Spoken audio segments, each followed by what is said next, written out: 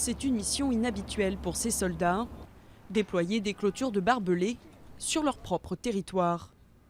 De l'autre côté du Rio Grande se trouve le Mexique.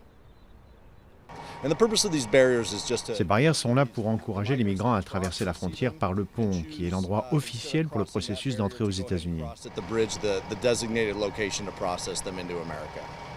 À la demande de Donald Trump, 5800 soldats américains ont été envoyés à la frontière avec le Mexique.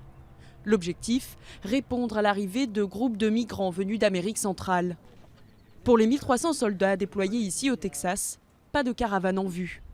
Les migrants ont choisi Tijuana, à 2000 km de là, à la frontière de la Californie. Mais sur le terrain, les hommes tentent de garder le moral.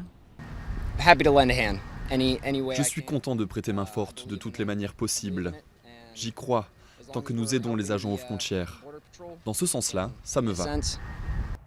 Dans la ville de Laredo se trouve le plus grand port commercial terrestre des États-Unis. Ici, les migrations et les échanges entre les deux pays font partie de la vie quotidienne. Le déploiement de l'armée ici est ridicule, absolument stupide. Parce que s'ils veulent entrer, ils entreront dans tous les cas. C'est absolument ridicule. À Laredo, les tentatives de passage de la frontière se comptent en centaines, chaque jour. Dans ce centre d'accueil de demandeurs d'asile, une trentaine de migrants reprend des forces. Leur route, souvent dangereuse, a duré des semaines avant de les mener, enfin, aux États-Unis.